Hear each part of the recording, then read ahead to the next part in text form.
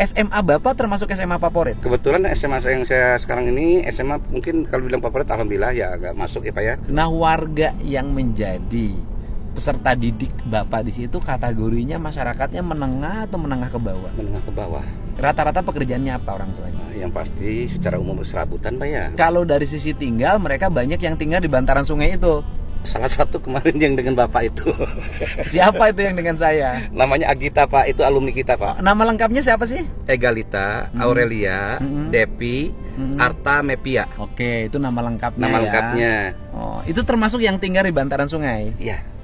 Kategori keluarganya, kalau kemarin kan kalau keluarganya mengaku pada saya dia adalah keluarga miskin. Memang mereka anak ini izin Bapak masuk ke SMA kami 3 tahun yang lalu pun maaf bukan 3 4 tahun berarti dia melalui jalur SKTM Pak. Oh, jadi dia masuk dalam kategori keluarga tidak mampu waktu daftar itu. Waktu daftarnya. Kemudian dia itu masuk tahun berapa? Kalau ini 2021 2022 Pak. Oh, jadi dia lulus 2024. 2024 kemarin. Kemudian berarti usianya sekitar 19 menuju 20. Iya.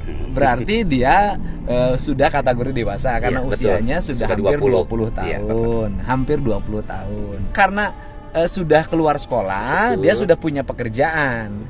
Jadi talent kan? Iya. Jadi talent yang saya lihat kalau di YouTube itu talent salah satu pinjol ya. Iya. Salah satu pinjol dan pernah jadi artis saya lihat. Iya.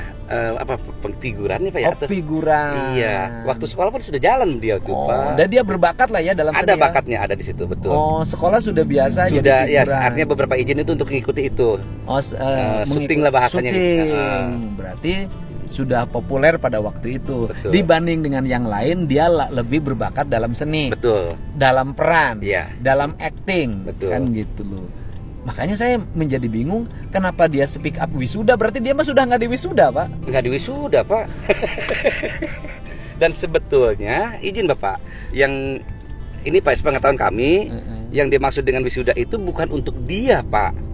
Adiknya yang akan lulus SMP gitu loh. Dia lagi memperjuangkan hak adiknya. Maka pertanyaannya adalah kalau warga di sekitar Bapak yang sekolah di SMA Bapak itu rata-rata ekonominya menengah ke bawah, apakah angka 1 juta, angka 1,5 juta itu angka ringan atau angka berat? Ya menurut kami itu cukup lumayan berat Pak. Oke. Jadi kalau untuk ukuran, kalau ukuran Bapak, ukuran saya ringan. Tapi ukuran mereka yang tinggal di bantaran sungai, rumah pun gak punya, pekerjaan pun serabutan. Bisa jadi malah kalau dia anaknya melaksanakan wisudaan, perpisahan dengan angka 500, 1 juta, 1,5 juta, tambah studi tour, misalnya 2 juta, bisa jadi duitnya pinjem dong Pak. Bisa jadi Pak. Di penerimaan siswa baru nanti Pak. Iya Bapak. Itu ada surat pernyataan orang tua Pak. Surat pernyataan orang tua yang menyatakan bahwa ketika mendaftarkan siswa ke sekolah, satu dia tidak akan mencampuri urusan pendidikan yang ada di sekolah. Siap. Ya kan, apabila anaknya mendapat teguran dari sekolah SP1, SP2, SP3, maka dia bersedia untuk menerima kembali anaknya di rumah tanpa meneruskan sekolah. Nanti bisa dipindahin ke sekolah militer Pak. Bener nggak Pak? Siap Pak. Bapak kebantu nggak kalau saya Allah, buka Pak. sekolah militer? Ya kebantu Pak. Anak-anak yang dianggap nakal sekarang, apa sih yang menjadi kesulitan sekolah membenahi? Gini Pak, pada saat kami akan melakukan tindakan-tindakan artinya yang untuk mendidik mereka dalam konteks mungkin sekarang tuh ya apalagi kalau dulu kan kita waktu kita sekolah fisik itu biasa Pak. Digaplok. Iya digaplok. Gaplok kiri, digewer. Pulang digaplok kanan sama bapak kita. Dicepret itu kan biasa Pak ya. Sekarang ada kata atau kalimat saja yang salah. Bilang goblok aja jadi masalah. Saja jadi masalah Pak. Bilang monyet bisa jadi masalah. Kami dilaporkan ke APH. Itu kan penyakit buat kami. Akhirnya guru ragu, rada was-was, ketakutan. Melakukan tindakan. Betul. Akhirnya anak berbuat seenaknya. Nah, itu juga. Di rumah orang tuanya tak sanggup. Gak sanggup. Akhirnya makin menguat. Nah, itu Pak. Nah saya ini kan untuk apa sih saya gubernur sampai ngurusin teknis begini?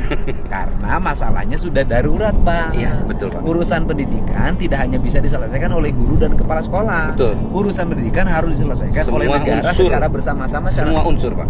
Iya. Masyarakat, orang tua Pak ya. Bapak Ibu guru di sekolah, lalu Bapak dan Ibu pejabat baik di Pemda kabupaten maupun TNI Pemda, Polri semuanya TNI Polri semua bergerak. Kan itu anak-anak kita, masa depan kita. Pengawasan harus oleh menyeluruh, Pak. Gitu. Jadi kalau bicara persoalan aura, berarti aura itu sudah bukan lagi statusnya pelajar. Bukan, Bapak. Tahun yang lalu bukan sudah lagi lulus. Anak remaja. Bukan. Tetapi kategorinya sudah dewasa. Dan sudah punya profesi. Betul. Punya pekerjaan. Dan bisa jadi sudah punya penghasilan yang baik. Iya.